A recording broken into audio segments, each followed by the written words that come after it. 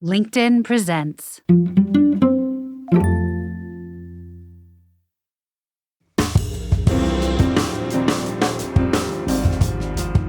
Good morning. I'm Michael Kovnat, and this is the Next Big Idea Daily. Quick masterclasses from the best new books written and read for you by the authors themselves. So let's talk. Let's talk about talking. It's something you probably do every day, but do you do it enough? It turns out that speaking isn't just a functional skill, a way of communicating important information and ideas. It's also good for you, according to psycholinguist Mary Ellen McDonald. In her new book, More Than Words, How Talking Sharpens the Mind and Shapes Our World, she reveals how producing language out loud, on paper, or even in your own head can boost your focus, regulate your emotions, improve your mental health, and keep your brain sharp at any age. Turns out chatting with others or with yourself might just be the most productive thing you do all day. Mary Ellen shares her big ideas right after this quick break.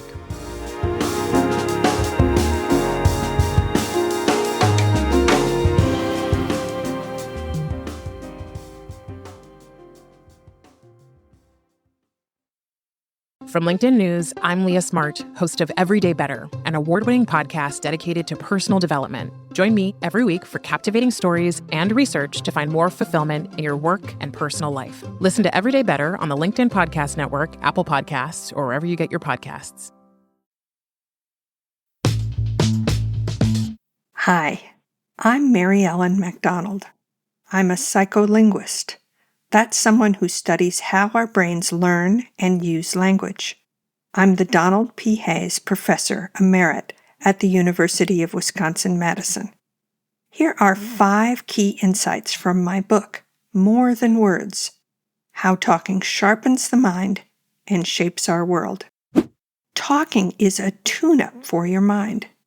When we talk, we're mostly focused on the person who's listening. Are they understanding our point? Do they like us? And so on. What many people don't realize is that the act of talking has profound effects on the person doing the talking. These effects are mostly hidden from us, and they're mostly all overwhelmingly positive. I wrote this book to bring those benefits of talking to light. The act of converting your internal ideas into talking increases your mental focus, tunes your perceptual senses, helps you follow through with your goals. You get these benefits of talking no matter what form of talking you use. Speaking to someone else, signing in a sign language, writing a memo for your team, or even just talking to yourself in your head. From here on out, I'm going to call all these ways of producing language talking. The different forms aren't identical, but they all create benefits for whoever's talking, in any form. These benefits are a natural consequence of the way talking works. Suppose you want to say, "Can I get fries with that?" Behind the scenes in your brain, a lot of mental work is going on to enable you to say this simple sentence. We have over 50,000 words stored in our memories, and to turn our internal idea into the sentence ordering fries, we've got to find the exact 6 words we need.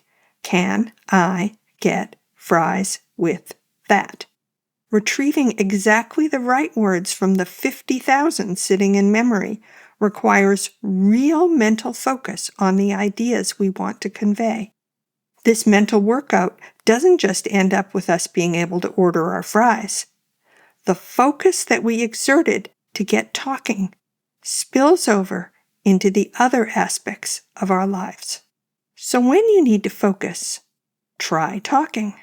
If you're trying to find your keys in your cluttered office, try saying keys, keys while you're searching. If you need to stay on task, state your goal and why it's important. Research shows that this kind of self-talk, talking to yourself aloud or in your head, has real benefits for mental focus and follow-through. You may already have heard that athletes are coached to self-talk like this to improve their focus, determination, and performance in their sport. You don't have to be an athlete to let talking sharpen your mind. Talking regulates our emotions. When we're in a highly emotional state, we often don't quite know what we're feeling. We might be able to say we're upset, but this could mean many things: scared, angry, worried, and so on. Talking about what we're feeling, making the effort to name our emotions, makes our feelings become clearer. Again, it comes from how talking works.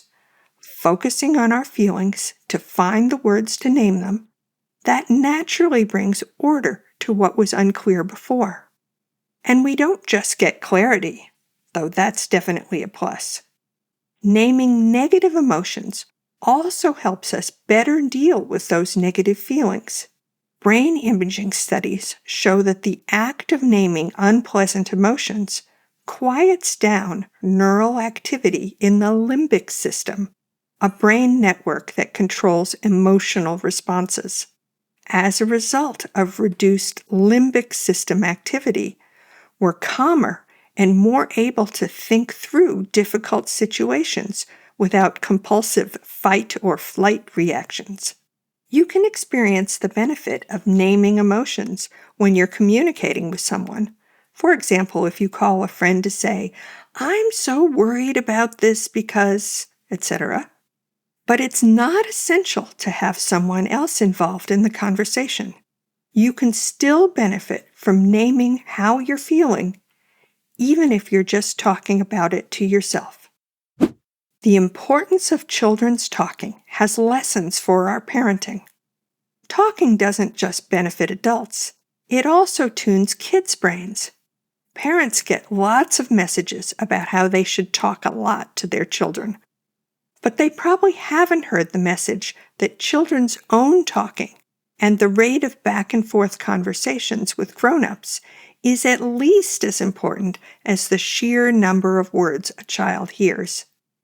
Children are getting a beneficial mental workout by talking and conversing with others. Studies show that young children's talking increases their mental focus, their learning, their vocabulary, and their readiness for school.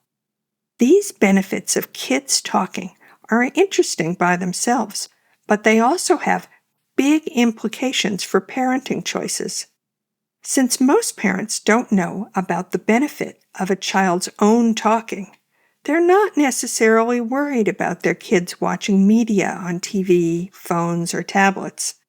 As long as this media is child appropriate, it may just seem like more language input for the child to absorb. But this kind of parenting decision looks really different from the perspective that kids need to be talking and conversing. When kids are glued to their screens, they're not talking, and parents aren't talking to them.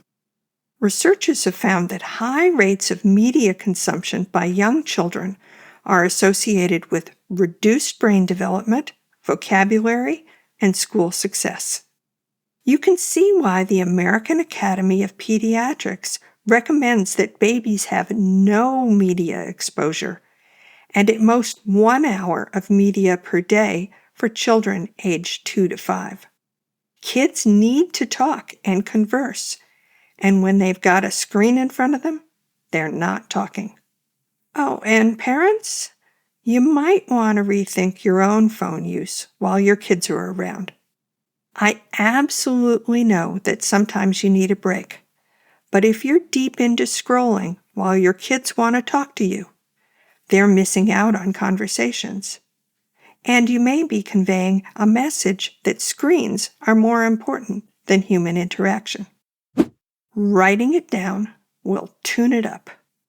I write, said the essayist Joan Didion, entirely to find out what I'm thinking.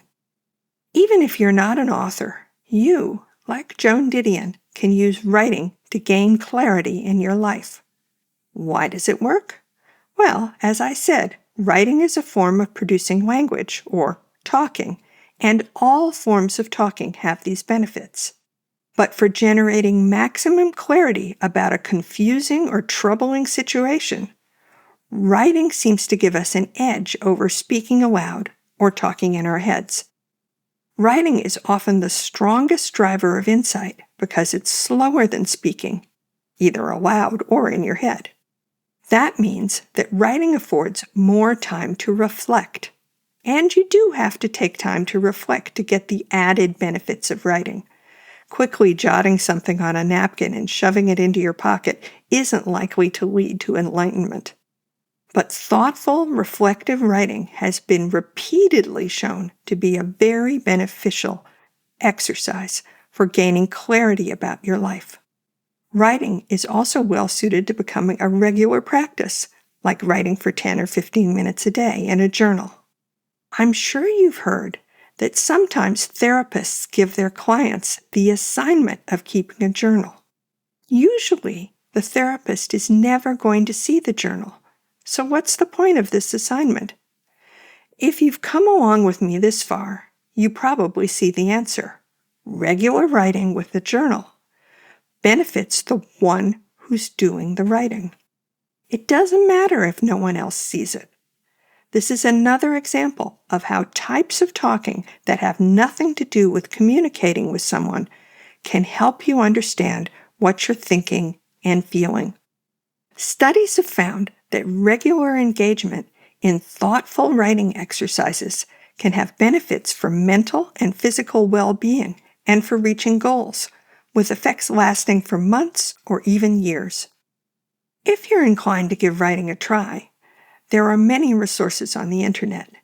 You'll find descriptions of different kinds of writing exercises, such as a daily journal with prompts to get you started, or a focused 3-day exercise writing for 20 minutes about one difficult issue that's troubling you.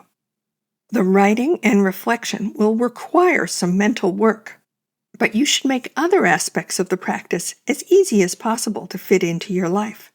Set a reminder to write, keep a notebook handy, do the writing on your phone, whatever gets you started and keeps you going. Society needs to embrace more talking. There are myriad benefits of talking, but our society is holding us back from realizing many of them. We've already seen one.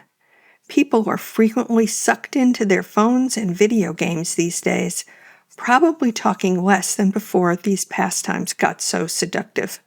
Here's another. Talking is well known to boost our learning, both in and out of school. Pretty much anything you need to learn can be learned better by talking about it. However, our education system is fixated on learning through avoiding talking. The standard learning method from elementary school to college is for students to sit still, be quiet, and listen to the instructor or read a textbook. Many studies show that students retain very little from this learning format, and they learn much better if they're required to talk and interact with the material. Obviously, we can't have 30 fourth graders talking all at once in a class, but depending on the grade level, there are strategies for boosting rates of talking in school. These include active learning exercises where students often work in pairs or small groups to discuss, solve problems, or interpret new material. Since writing is a form of talking, writing assignments are another great route to learning. A big caveat here is that the student won't get any learning benefit if they let an AI program write the material for them.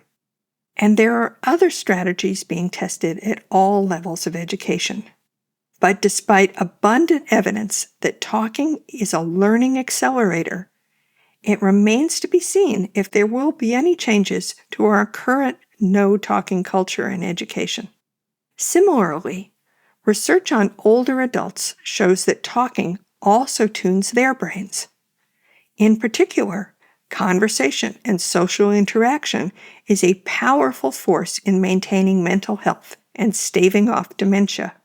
Unfortunately, older adults' social networks and talking rates often collapse at the time of retirement, leading to more isolation and cognitive decline.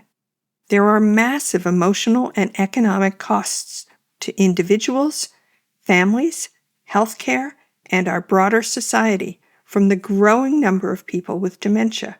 But so far, there's very little being done to harness the real power of social interaction and talking to boost senior citizens' cognitive health in old age. In the case of elderly folks, students in schools, and others who benefit from talking, society can do better to let us reap these benefits.